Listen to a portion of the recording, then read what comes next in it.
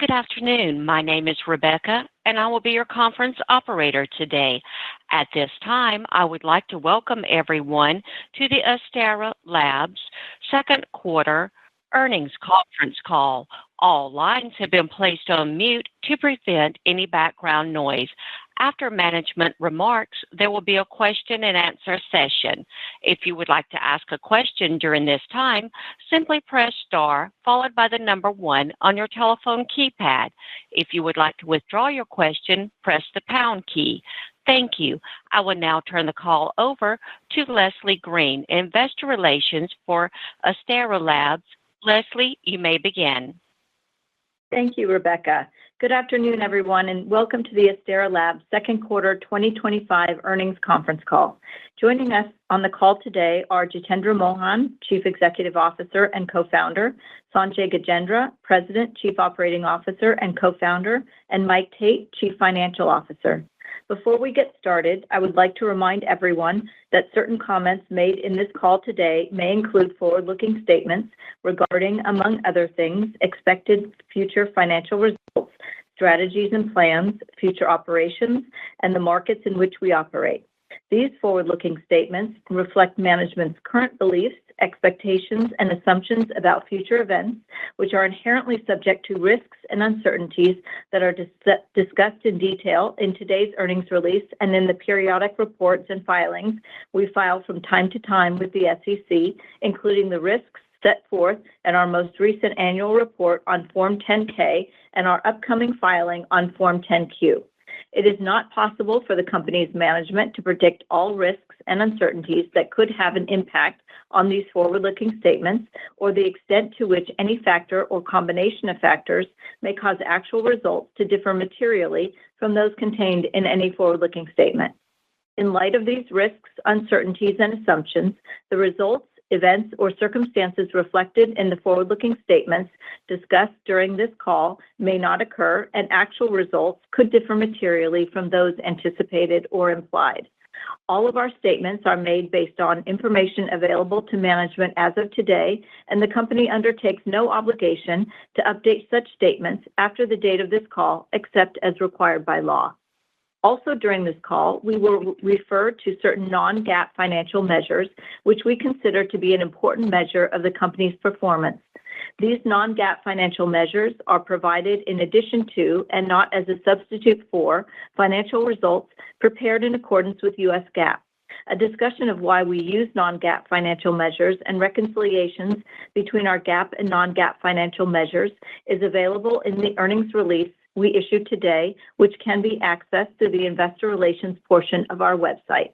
And with that, I would like to turn the call over to Jitendra Mohan, CEO of Astera Labs. Jitendra? Thank you, Leslie. Good afternoon, everyone, and thanks for joining our second quarter conference call for fiscal year 2025. Today, I'll provide an overview of our Q2 results, followed by a discussion around our rack-scale connectivity vision. I will then turn the call over to Sanjay to walk through Astera Labs' near and long-term growth profile. Finally, Mike will give an overview of our Q2 2025 financial results and provide details regarding our financial guidance for Q3. Astera Labs delivered strong results in Q2, with all financial metrics coming in favorable to our guidance. Quarterly revenue of $191.9 million was up 20% from the prior quarter and up 150% versus Q2 of last year. Growth within the quarter was driven by both our signal conditioning and switch fabric product lines, establishing a meaningful new revenue baseline for the company to build upon. This quarter, we achieved a key milestone with our market-leading Scorpio P-Series switches, supporting PCIe 6 scale-out applications, ramping into volume production to support the deployment and general availability of customized rack-scale AI system designs based on merchant GPUs. Strong demand for our PCIe 6 solutions helped to drive material top-line upside during the quarter.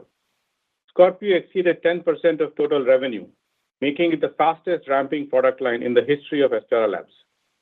Furthermore, we continue to see strong activity and engagement across both our Scorpio P-Series and X-Series PCIe fabric switches, and we are pleased to report that we won new designs across multiple new customers during the quarter. We remain on track for Scorpio to exceed 10% of total revenue in 2025, while becoming the largest product line for Astera Labs over the next several years. Our Aries product family grew during the quarter and continues to diversify across both GPU and custom ASIC-based systems for a variety of applications, including scale-up and scale-out connectivity. Additionally, our first-to-market Aries 6 solutions supporting PCIe 6 began volume ramp during the quarter within rack-scale merchant GPU-based systems. Our Taurus product family demonstrated strong growth driven by AEC demand, supporting the latest merchant GPUs, custom AI accelerators, as well as general-purpose compute platforms. Leo continues to ship in pre-production quantities as customers expand their development rack clusters to qualify new systems leveraging the recently introduced CXL-capable data center CPU platforms. In addition to strong financial and operational performance during Q2, we continue to expand our strategic relationships across both customers and ecosystem partners as the industry pushes forward with innovative new technologies. First, we broadened our collaboration with NVIDIA to support NVLink Fusion, providing additional optionality for customers to deploy NVIDIA AI accelerators while leveraging high-performance scale-up networks based on NVLink technology. Next, we announced a partnership with Alchip Technologies to advance the silicon ecosystem for AI rack-scale infrastructure by combining our comprehensive connectivity portfolio with their custom ASIC development capabilities. Within the CXL ecosystem, industry progress continues, with SAP recently highlighting their collaboration with Microsoft, featuring Intel's Xeon 6 processors to optimize SAP HANA database performance by utilizing CXL memory expansion. Lastly, we joined AMD on stage during their Advancing AI 2025 keynote presentation as a trusted partner to showcase UALink, which is the only truly open memory semantic-based scale-up fabric purpose-built for AI workloads. To continue the relentless pursuit of AI model performance, data center infrastructure providers are beginning a transformation to what we call AI Infrastructure 2.0.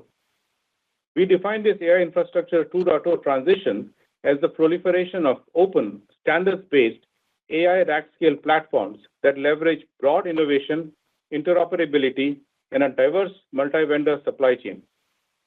This transition is in its early stages, and we are strategically crafting our roadmaps to help lead these secular connectivity trends over the coming years. The transition to AI Infrastructure 2.0 is especially significant at the rack level, as modern AI workloads demand ultra-low latency communication between hundreds of tightly integrated accelerators over a scale-up network. Astera Labs is well positioned to support this infrastructure transformation as an anchor solution partner with expertise across the entire connectivity stack. First, we support a variety of interconnect protocols, including UALink and PCIe for scale-up, Ethernet for scale-out, and CXL for memory. We are very excited about the momentum behind the UALink scale-up connectivity standard, which exemplifies the open ecosystem approach by combining the low latency of PCIe and the fast data rates of Ethernet to deliver best-in-class end-to-end latency and bandwidth. Next, we provide a broad suite of intelligent connectivity products to address the entire rack across both purpose-built silicon and hardware solutions, all featuring our Cosmos software for best-in-class fleet monitoring and management. Lastly, our deep partnerships across the entire ecosystem continue to expand as we work closely with ASIC and GPU vendors to align features, interoperability, and roadmaps to solve the rack-scale connectivity challenges of tomorrow. In summary, Astera Labs has demonstrated strong momentum in our business, and the prospects for continued diversification and scale are driving our roadmaps and R&D investment. We are in the early stages of the AI Infrastructure 2.0 transformation, which Astera Labs is uniquely positioned to help proliferate over the coming years. Scale-up connectivity for rack-scale AI infrastructure alone will add close to $5 billion of market opportunity for us by 2030. And we remain committed to supporting our customers as they choose the architectures and technologies that best suit their AI performance goals and business objectives. With that, let me turn the call over to our President and COO, Sanjay Gajendra, to outline our vision for growth over the next several years. Thanks, Jitendra, and good afternoon, everyone. Today, I want to provide an update on our recent execution, followed by an overview of the meaningful market opportunities and growth catalysts that Astera Labs will address within the forthcoming transition to AI Infrastructure 2.0. Our goal is to deliver a purpose-built connectivity platform that includes silicon, hardware, and software solutions for rack-scale AI deployments. To achieve this goal, our approach has been to increase our addressable dollar content in AI servers by rapidly expanding our product lines to provide a comprehensive connectivity platform and capture higher value sockets that includes smart cable modules, gearboxes, and fabric solutions. We also see increasing attach rates driven by higher speed interconnects in platforms deployed by customers who are collectively investing hundreds of billions of dollars on AI infrastructure annually.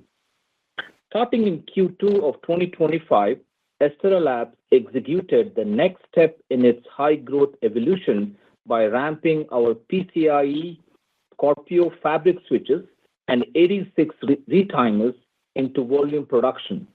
This latest wave of growth has further diversified our overall business as we now have 3 product lines contributing about 10% of total sales. During this transition, our silicon dollar content opportunity has expanded into the range of multiple hundreds of dollars per AI accelerator, which has effectively established a new revenue baseline for the company. Looking ahead, we are excited about the opportunities enabled by scale-up interconnect topologies. Given the extreme importance of scale-up connectivity to overall AI infrastructure performance and productivity, we see Scorpio X-Series solutions as the anchor socket within next-generation AI racks. We are engaged with over 10 unique AI platform and cloud infrastructure providers who are looking to utilize our fabric solutions for their scale-up networking requirements. We look for Scorpio X-Series to begin shipping for customized scale-up architectures in late 2025 with a shift to high-volume production over the course of 2026. With the ramp of Scorpio X-Series for scale-up connectivity topologies next year, we expect our overall silicon dollar content opportunity per AI accelerator to significantly increase. Overall, we expect this to be another step up from a baseline revenue standpoint. Also, given the size of the scale-up connectivity opportunity, we expect our Scorpio X-Series revenue to quickly outgrow Scorpio P-Series revenue. In 2026 and beyond, cloud platform providers and hyperscalers will begin to deploy next-generation platforms as the industry transitions to AI Infrastructure 2.0. We believe the fastest path to this transformation lies in purpose-built solutions developed within open ecosystems with a multi-vendor supply chain. For Astera Labs, this transformation will be the catalyst for the next wave of overall market opportunity and revenue growth. Our expertise and support for major interconnect protocols, including PCIe, Ethernet, CXL, and UA-Link, puts us in an excellent position to participate in these next-generation design conversations. UA-Link represents the cleanest and most optimized scale-up strategy for AI accelerator providers, given its robust performance potential, open ecosystem, diverse supply chain, and purpose-built approach. Early industry momentum has been very encouraging, with multiple hyperscalers and several compute platform providers looking to incorporate UA-Link into their accelerator roadmap and engaging with RFPs as an indication of strong interest. As a leading promoter of UA-Link, Astera Labs is committed to developing and commercializing a broad portfolio of UA-Link connectivity solutions ranging from AI fabrics to signal conditioning solutions and other I/O components. Proliferation of UA-Link in 2027 and beyond will represent a long-term growth vector for Astera Labs. In conclusion, we are proud of our execution over the past several years, demonstrating strong and profitable revenue growth, diversification of customers and applications, and exposure to a broadening range of AI infrastructure applications and use cases. We believe this momentum is in its early stages as we fully embrace an industry transition to AI Infrastructure 2.0, which will expand our opportunity across even more customers and platforms. Over the next several years, we look to build upon this newly established baseline of business as we partner tightly with our customers and the broader ecosystem to deliver and deploy best-in-class rack-scale solutions to fuel the next wave of AI evolution. With that, I will turn the call over to our CFO, Mike Tate, who will discuss our Q2 financial results and our Q3 outlook. Thanks, Sanjay, and thanks to everyone for joining the call. This overview of our Q2 financial results and Q3 guidance will be on a non-GAAP basis.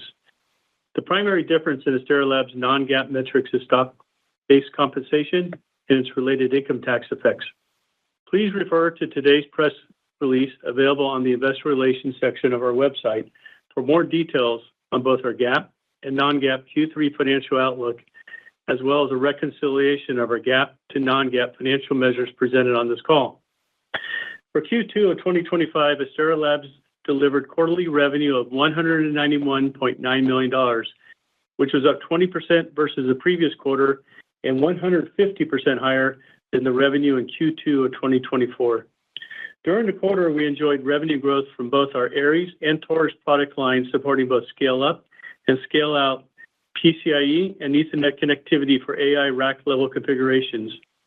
Scorpio Smart Fabric switches transitioned to volume production in Q2 with our P-Series product line for PCIe 6 scale-out applications deployed within leading GPU customized rack-scale systems. Leo CXL controllers shipped in pre-production volumes as customers continue to work towards qualifying platforms ahead of volume deployment. Q2 non-GAAP gross margin was 76% and was up 110 basis points from March quarter levels, with product mix remaining largely constant across higher volumes. Non-GAAP operating expenses for Q2 of $70.7 million were up roughly $5 million from the previous quarter as we continue to scale our R&D organization to expand and broaden our long-term market opportunity. Within Q2 non-GAAP operating expenses, R&D expenses were $48.9 million. Sales and marketing expenses were $9.4 million, and general and administrative expenses were $12.4 million. Non-GAAP operating margin for Q2 was 39.2%, up 550 basis points from the previous quarter. Interest income in Q2 was $10.9 million. Our non-GAAP tax rate for Q2 was 9.4%. Non-GAAP fully diluted share count for Q2 was 178.1 million shares, and our non-GAAP diluted earnings per share for the quarter was 44 cents. Cash flow from operating activities for Q2 was $135.4 million, and we ended the quarter with cash equivalents, and marketable securities of $1.07 billion. Now turning to our guidance for Q3 of fiscal 2025. We expect Q3 revenues to increase to within a range of $203 million and $210 million, up roughly 6 to 9% from the second quarter levels. For Q3, we expect Aries, Taurus, and Scorpio to provide growth in the quarter. For Aries, we are seeing growth from a number of end customer platforms where we support scale-up and scale-out connectivity. Taurus growth is driven by new designs going into volume production for scale-out connectivity. Scorpio will primarily be driven by the continued deployment of our P-Series solutions for scale-out applications on third-party GPU platforms. We expect non-GAAP gross margins to be approximately 75%, with the mix between our silicon and hardware module businesses remaining largely consistent with Q2. We expect third quarter non-GAAP operating expenses to be in the range of approximately $76 million to $80 million. Operating expense growth in Q3 is driven by the continued investment in our research and development function as we look to expand our product portfolio and grow our addressable market opportunity. Interest income is expected to be $10 million. Our non-GAAP tax rate should be approximately 20%. The increase in our non-GAAP Q3 tax rate reflects the impact of the recent change in the tax law passed in July, with an expectation that our full-year non-GAAP tax rate for 2025 to now be approximately 15% following this tax law change. Our non-GAAP fully diluted share count is expected to be approximately 180 million shares. Adding this all up, we are expecting non-GAAP fully diluted earnings per share of a range of 38 cents to 39 cents. This concludes our prepared remarks, and once again, we appreciate everyone joining the call. And now we will open the line for questions. Operator? At this time, I would like to remind everyone, in order to ask a question, press star, then the number 1 on your telephone keypad. We'll pause for just a moment to compile the Q&A roster.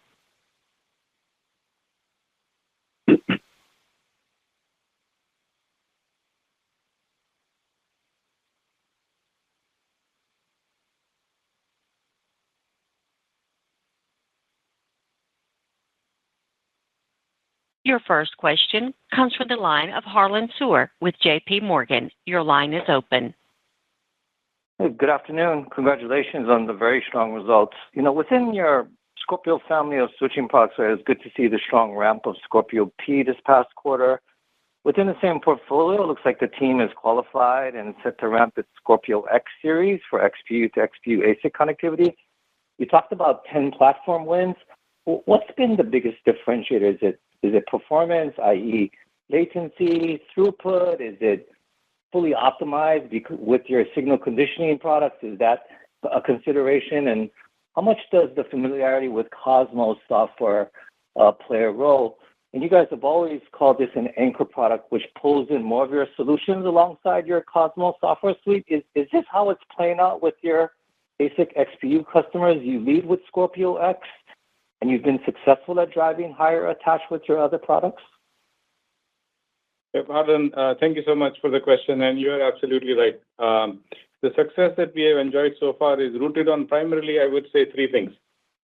First is just our closeness to our customers. So over this time period, we have earned the kind of a trusted partner status with our customers, so we get a ringside view of what their plans are, what it is that they're planning to deploy and when.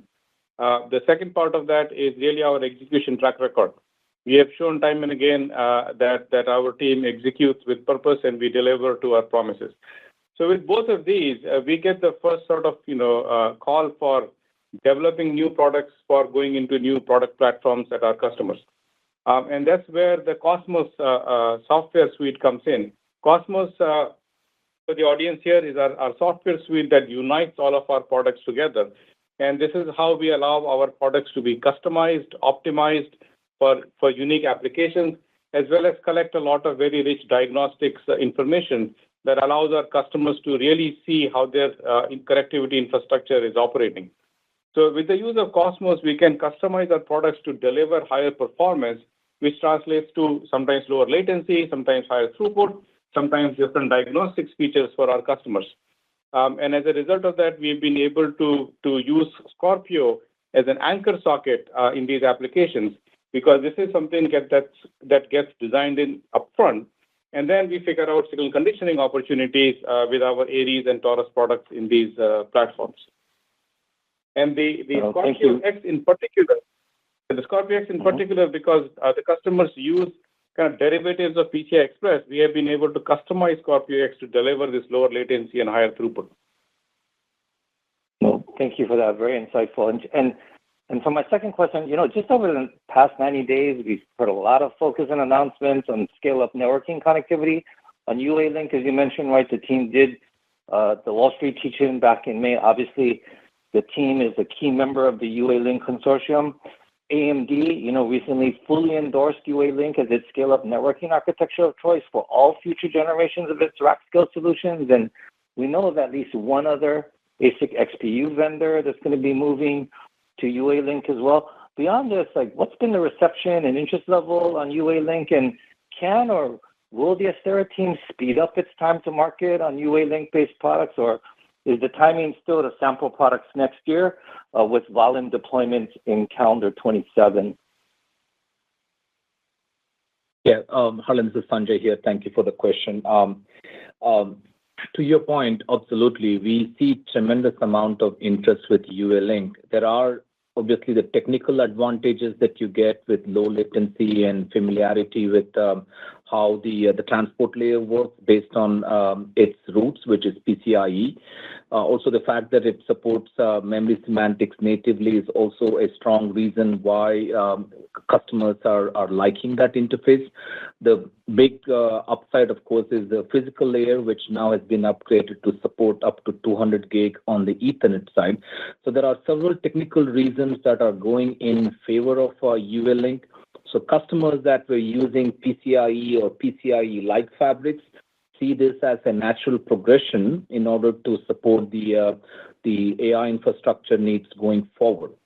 Now, what we'll also note is that it's not just about technical stuff; it's about ecosystem and the broad availability of components that are required for scale-up, and that's again where UA-Link shines in the sense that it's truly an open standard. It's truly a multi-vendor supply chain. And those are additional reasons why customers tend to gravitate towards UA-Link. And we do have, like you noted, several customers, we're counting 10 plus right now, that are looking at leveraging some of these open standards, whether it's PCIe in the short term, combination of PCIe and UA-Link in the midterm, and transitioning perhaps to a broader UA-Link deployment in 2027 and later. So overall, I think the momentum is shifting positively, and we're excited to be in the middle of it and driving the adoption of open and scalable supply chain in the market. Great. Thank you. Your next question comes from the line of Ross Seymour with Deutsche Bank. Your line is open. Hi, guys. Thanks for letting me ask a couple questions, and congrats on the strong results and guidance. Maybe to no surprise, I wanted to stay on the Scorpio family. The diversity of engagements is also interesting to me. And as far as you're talking about it as an anchor tenant, I just wondered if you could go into a little bit of the profile of the types of customers, how it's changed from your initial customer, and then perhaps how much incremental business and interest those customers are showing in other products as they realize as well it's an anchor tenant. Sort of how are you leveraging that Scorpio relationship to bring in more business? Any sort of illustrations of that would be helpful. Yeah, absolutely. Again, thank you for that question. So just to kind of remind, we have two product series within Scorpio. One is the Scorpio P series that just started ramping to production to support some of the third-party GPUs that are ramping. And the P series is designed for scale-out connectivity, very broad use case from interconnecting GPUs to custom NICs to storage and things like that. So Scorpio P series, we have a broad base of customers that are leveraging that solution, designing in, going to production, deep in technical evaluations and so on. So that would be a broad play for us with PCIe-based scale-out interconnect and storage type of interconnect. Scorpio X series, which is designed for scale-up networking to interconnect the GPUs and accelerator. This we see, like you noted, as an anchor socket, because that is truly the socket that holds all the GPUs together. And today, like we noted, we have 10 plus customers that we're engaging when it comes to scale up networking using Scorpio X series.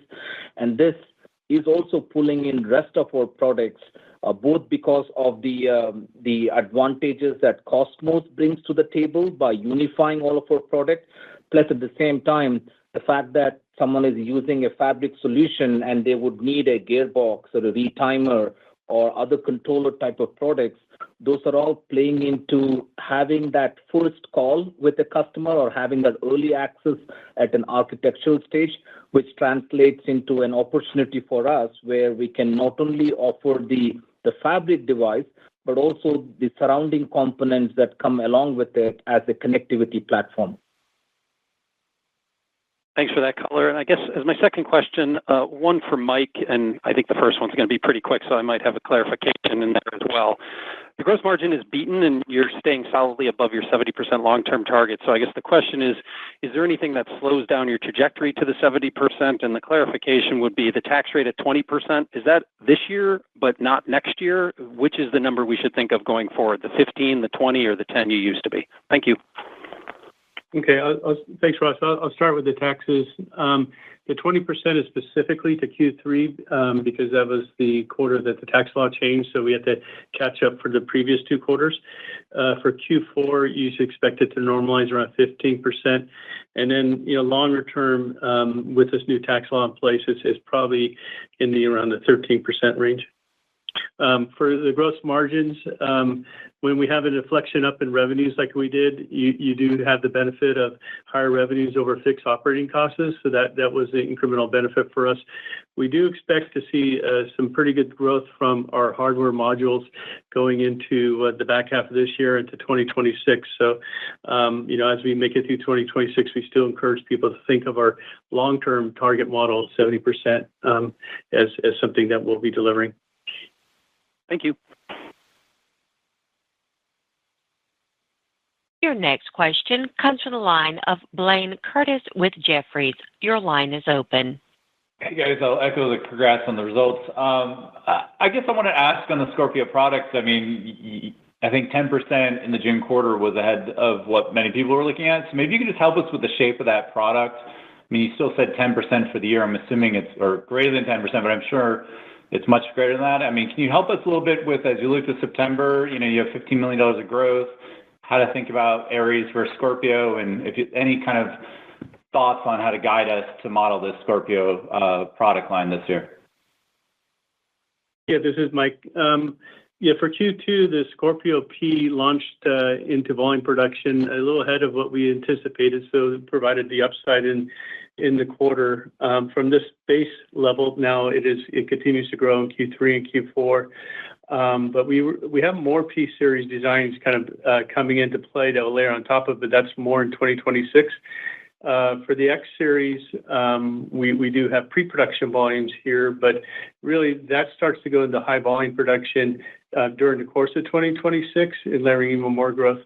Ultimately, what we called out is the X series is going to be grow to be bigger than P series. So it's a very exciting opportunity, just given the dollar value of the design opportunities are much higher than the P series, just given the use cases of the scale up connectivity. So both will grow. We did reiterate that it will exceed 10% of our revenues for the year, which is quite an accomplishment for the first year out of a product line. It is poised to be our largest product line of the company as we make it through the following 2 years. Thanks. And I just want to ask, I think in terms of the scale-up opportunity, clearly you were clear that X will be more material next year, kind of pre-production this year. Just want to ask this because there was a lot of rumors out there in terms of, are there any opportunities for scale-up with Scorpio P, or maybe in short, are you going to be shipping to anything material this year for scale-up versus the scale-out you already talked about? The scale up this year is predominantly pre-production volumes, and these systems are pretty complex that they're shipping into. So we try to be conservative on how we telegraph those going forward. But the volume opportunity of scale up connectivity for switching is a much bigger dollars opportunity for us as we look forward. But those designs really will start to enter into full volume production during the course of 2026. So not a driver in the next couple of quarters. Thanks, Mike.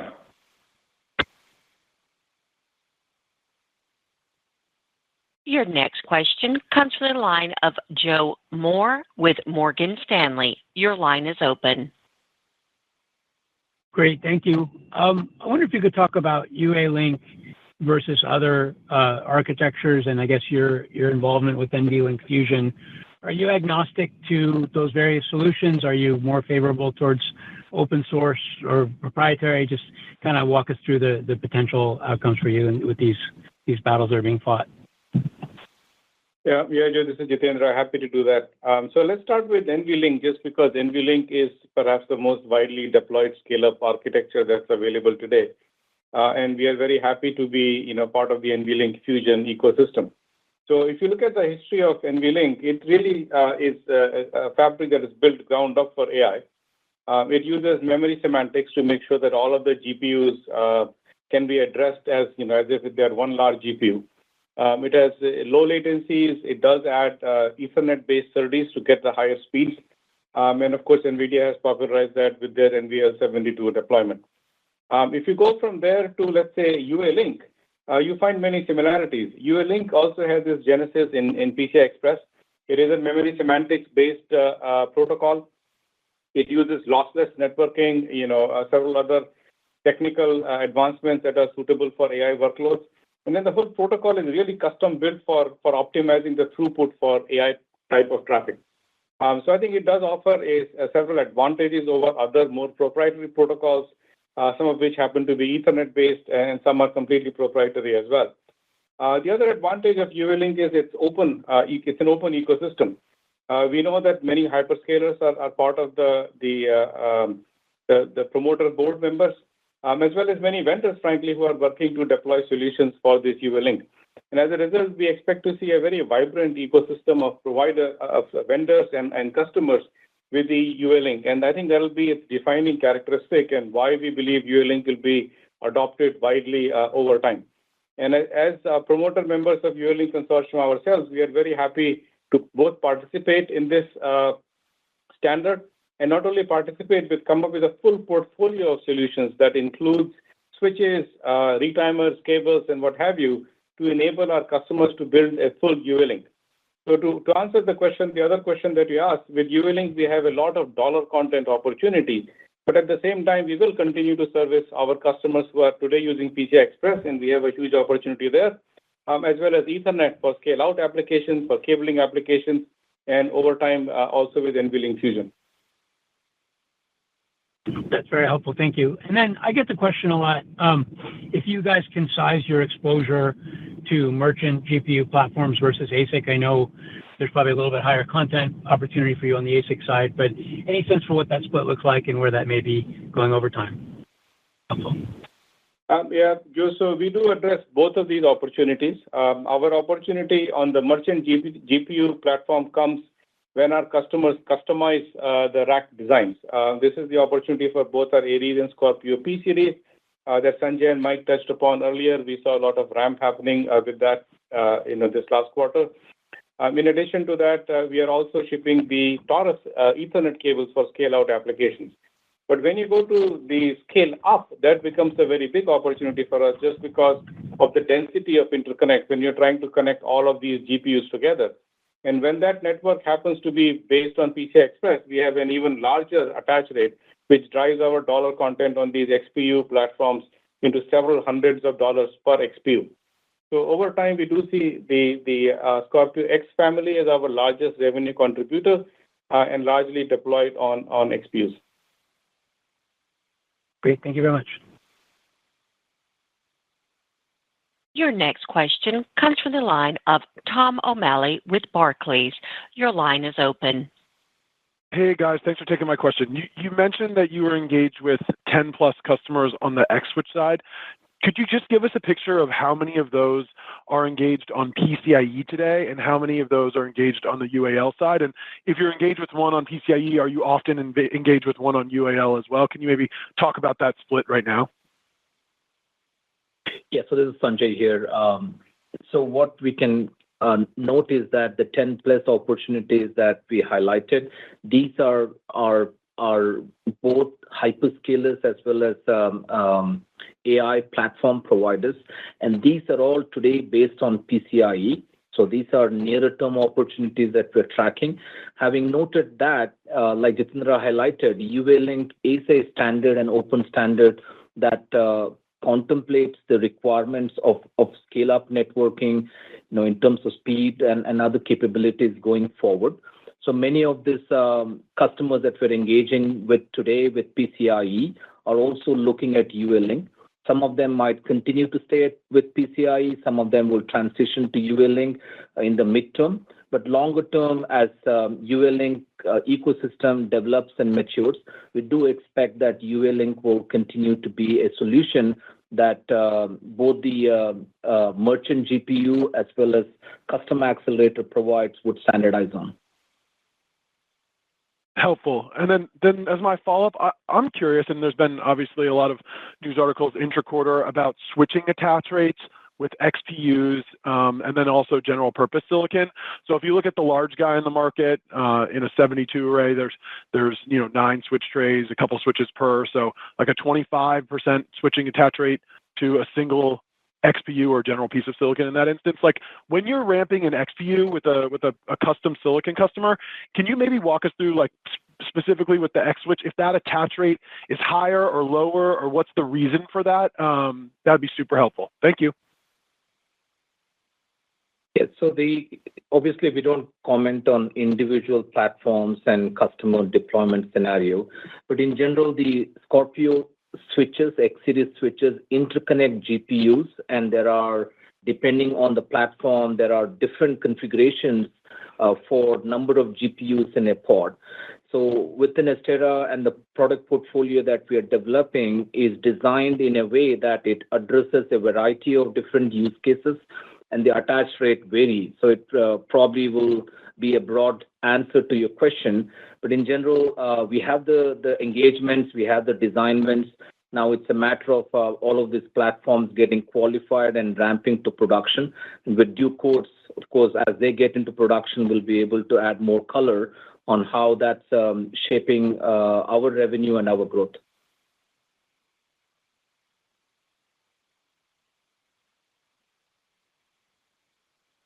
Your next question comes from the line of Tore Sandberg with Stifel Financial Corp. Your line is open. Yes, thank you. And let me add my congratulations as well. I guess my first question is on, you talked about this new revenue base. I mean, you now have 3 product lines in production that obviously doubled your revenue base. Now you're talking about Infrastructure 2.0 and Scorpio series or X series really, sort of creating a new revenue level. So, I mean, should we sort of infer with that that, you will double the sort of run rate again as X series starts to ramp? Is that the way we should look at it? Yeah, great question. But I always like to make this correction. It's not retimer, it's retimer, just to keep our engineering folks happy. But you make a great point, and that's exactly we believe is the beauty of our business model, where we have approached the business in a series of growth steps. We started the journey being on all the NVIDIA-based platforms with the PCIe retimers, which got the company off the ground from a revenue growth standpoint. The second step that we hit was to expand our PCIe retimer and Ethernet retimer business to go after custom ASICs. So this transition happened in Q3 of last year. Now where we are is our third step in that growth journey, where we are ramped up our Scorpio P series PCIe-based switch products along with our 86 retimers. So that's going on all the third-party NVIDIA-based GPU platforms that are ramping. The fourth step that we are highlighting as part of the call today is the Scorpio X series, which is designed for scale-up networking. And that transition is currently underway in the sense that we are still in pre-production. And like we highlighted, throughout 2026, we expect that wave to transition to high-volume production, providing us a new baseline for revenue. And these are, of course, higher value sockets, meaning the dollar content with the Scorpio X series switches are significantly higher than what we have done so far. So you could expect that to play into the overall revenue projections that we would have as we get towards 2026. And the fifth step that we called out as part of the communication is the UA Link. That is going to be a growth story in 2027. And that is a greenfield application for us with a much broader deployment of scale-up networking, along with a variety of other products that we intend to develop for UA Link. And that is going to be the fifth step that we are executing towards. Yeah, thank you for walking through all that, Sanjay. Really appreciate it. And as my follow-up, and related to UA Link, it does feel like the standard is sort of regaining a lot of traction. I'm just curious why that is. Is it because of AI moving more into inferencing? Is it because of the 128 gig version? It just feels like there's been a little bit of a change in the last few months. So any color you can add on that would be great. If you don't mind, could you repeat your question? We didn't quite get the question that you asked. Yeah, I was asking about UA Link sort of regaining a lot of traction. At least that's the way it feels to us. And I'm just wondering why that is. Is it because of AI moving more towards inferencing? Is it because of the 128 gig version? Or is there anything else that's going on there? Thank you for clarifying that, Uri. Yeah, so UA Link is gaining actually a lot of traction. If you just as a reminder, UA Link was only introduced, the specification was only introduced towards the end of Q1 of this year. So since then, it has gained tremendous amount of traction. We've got, AMD talked about it very recently in Taipei as part of the OCP summit. And several of the hyperscalers are very closely engaged in figuring out what their roadmap intercepts will look like for UA Link for all the reasons that we talked about earlier in the call. I will also say that majority of these engagements are at 200 gigabit per second per lane rate and not at the 128. Perfect. Thank you. Your next question comes from the line of Sebastian Nagy with William Blair. Your line is open. Good afternoon. Thank you for taking the questions. I know a lot of the focus is rightfully on the AI tailwinds, but could you maybe comment on what you're seeing in non-AI adoption, and in particular, what you might be seeing on Gen 5 PCIe adoption and general purpose servers? And could that be a meaningful contributor to Aries growth going forward? Yeah, absolutely. Thanks for highlighting that. We always overlook the general compute nowadays.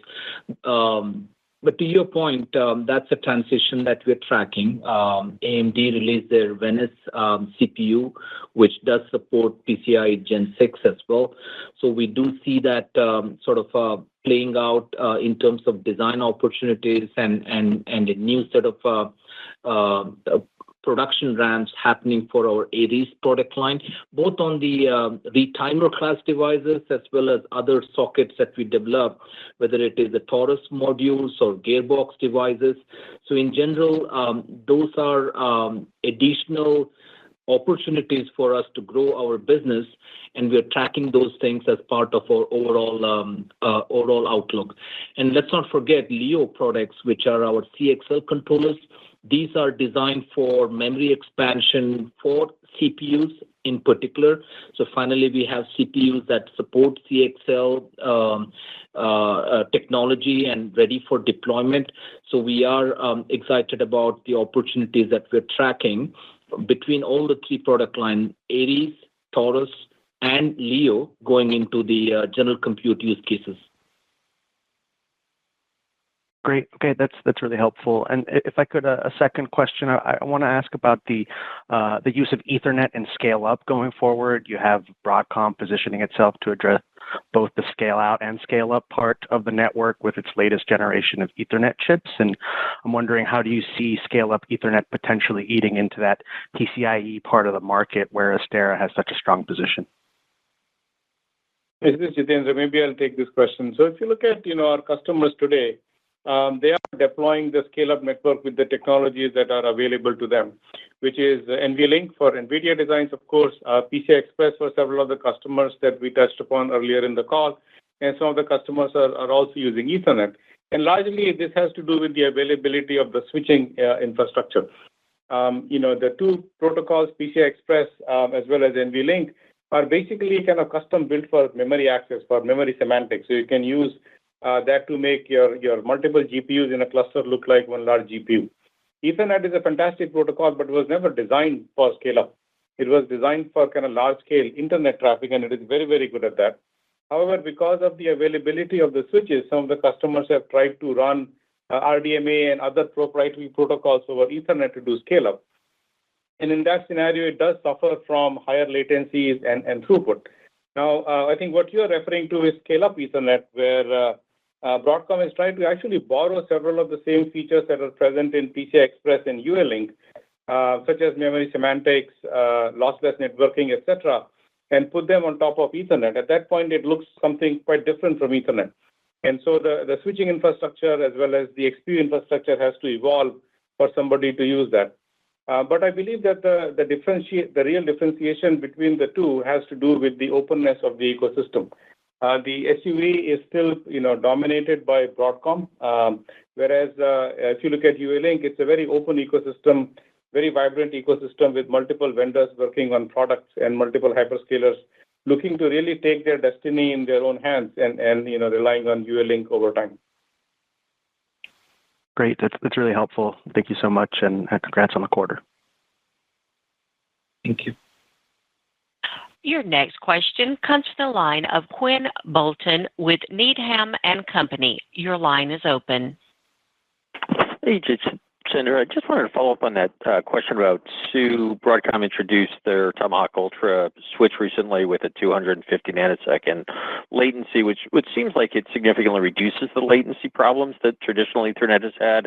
Can you give us some sense, how does that 250 nanosecond latency for SUE compare to what you're able to achieve on PCI Express and UALink? And then I've got a follow-up. Yes, we are able to achieve even lower latencies with some of the products that we have and the other products that we have in development. But again, it comes back to designing something that is purpose-built for AI. It is not about just the point-to-point latency. If you look at the end-to-end latency in the system, we believe that UALink and indeed PCI Express today is going to be lower latency. And the second point about that is utilization of bandwidth.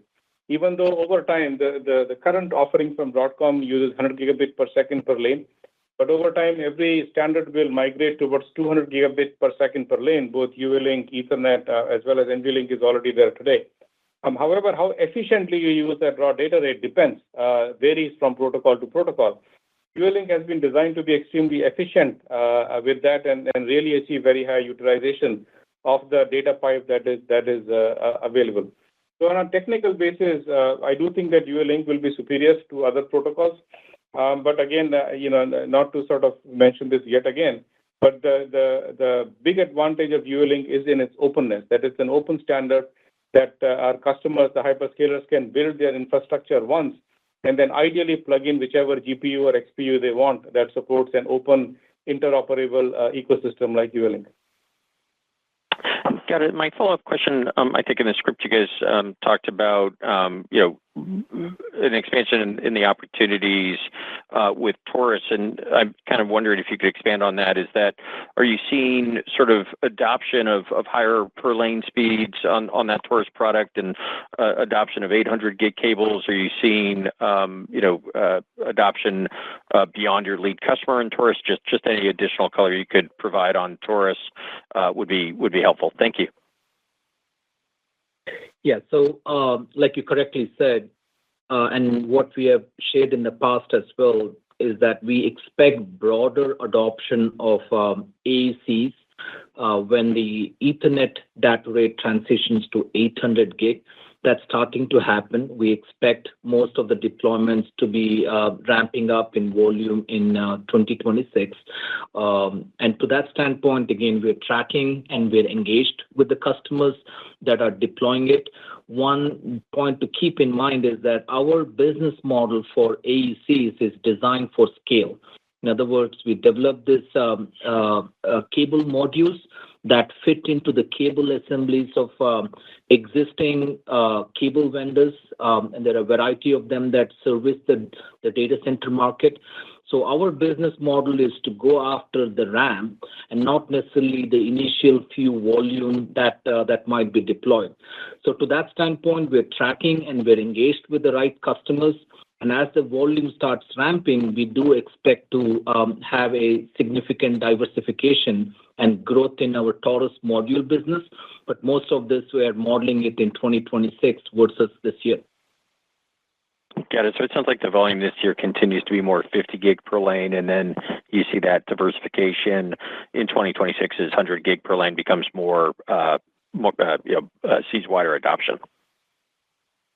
Exactly. And our business model, like you noted, is designed for that multi-vendor cable supply chain. And we do believe that's the right strategy, and that's what hyperscalers look for. The initial POCs, limited volume deployment, they might go with one vendor, but very quickly, each one of these hyperscalers do want to have the diversity and as well as the supply chain capacity to drive volume. And that is essentially been our focus when it comes to a business model on the AEC side. Got it. Thank you. Your next question comes from the line of Papa Sylla with Citi. Your line is open. Thank you for taking my question, and great.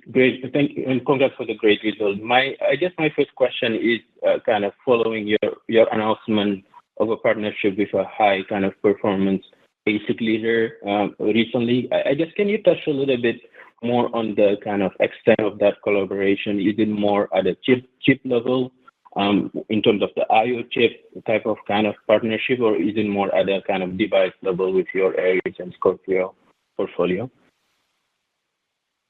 Yeah, so I'll answer that question by sort of sharing our vision and goal that we're executing towards. So our vision is to provide purpose-built connectivity platform for AI infrastructure that includes silicon products, hardware products, and software products. Of course, the focus for us has been on the connectivity side of the AI rack. When you think of an AI rack, there are other components that go, which primarily includes the compute nodes, whether it's based on a third-party merchant GPUs and CPUs, or custom ASICs that Alchip and others develop for hyperscalers. So what we are a strong believer in is that the AI rack, the way it's defined today, is not scalable in the sense that it's more proprietary.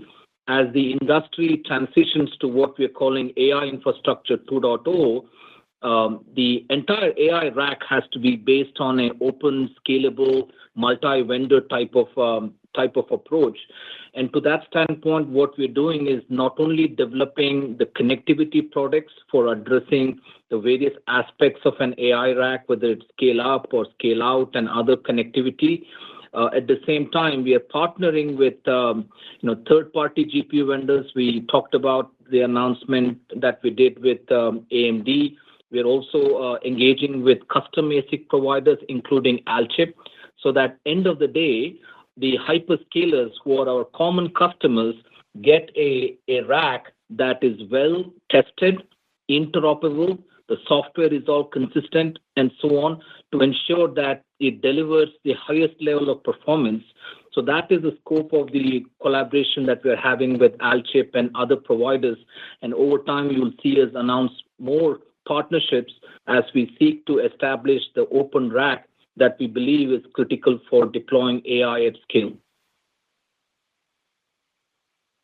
Got it. No, that's very helpful. And if I can squeeze just one more, and this might be more for Mike, on the gross margin, it seems like over the last 2 quarters, particularly since the Scorpio announcement, kind of gross margin keeps going up. But in the September quarter, you are guiding it to 75%, which at the very least, at the midpoint, seems to be kind of down a little bit. I'm just curious on just any additional color on that, because it seems like by all indications, Scorpio will continue to go up.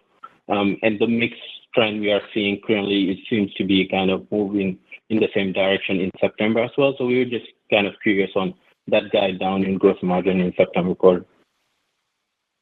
Yeah, we do see growth from Scorpio, but we also see a good solid growth in Taurus as well during the quarter. So, the Taurus as a module, it's hardware, so it carries a little bit lower gross margin than stainless silicon. So you'll see that dynamic play out to a smaller extent in the quarter. As we move into 2026, we still want to have people thinking of us going towards our longer term model of 70%.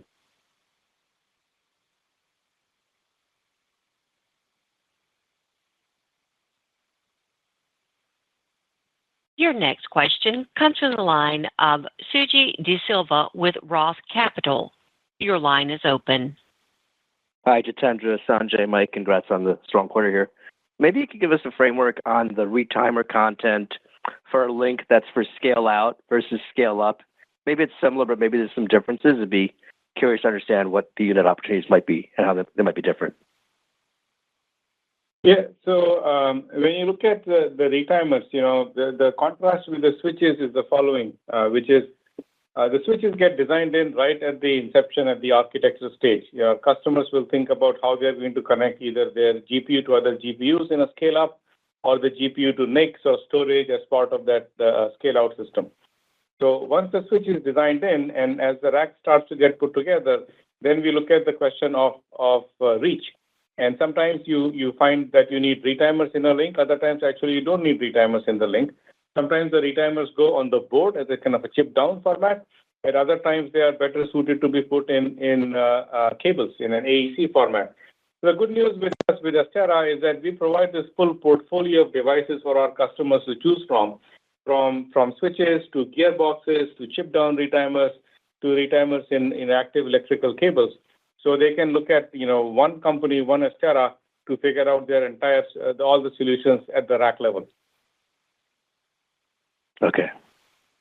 And just neither one would be higher than the other necessarily, just to be clear. Can you repeat that? Neither one would be higher than the other, scale up versus scale out, necessarily. Yeah, it really depends upon the system architecture. In scale up, there are many more links than there are in scale out. However, it is prohibitive from a power standpoint to put retimers on all the links.